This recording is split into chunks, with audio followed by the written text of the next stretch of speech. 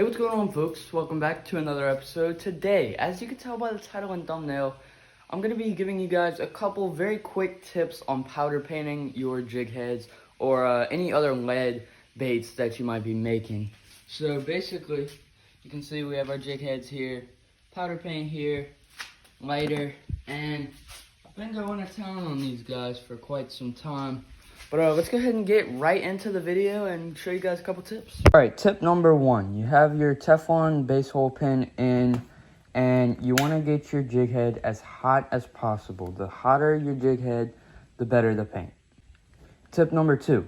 Once your jig head is heated, make sure your powder paint is fluffed, or you will just go right on top and not be able to go inside the powder paint.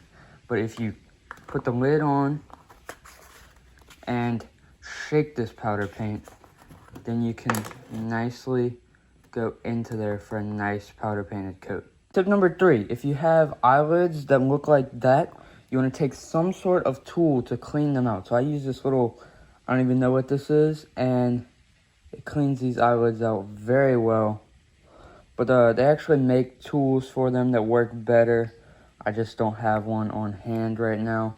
Last tip here is when curing your jig heads, you get them all racked out very separate. Make sure they have space between them, or you will find your jig heads sticking to each other and it'll cause them to need to be repainted.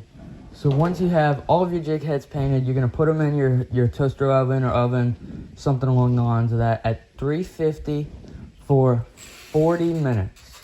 And I've found that works to be the best way to powder paint these jig heads to get a nice, hard, and cured coat. Alright guys, that's going to wrap up today's episode. Hope everyone took something away from this episode. If there's something you are unclear on or something along the lines of that, drop a comment and I'll try my best to get to it in another video. Make sure you subscribe with the notification bell on so you don't miss any of my uploads. See you in the next one.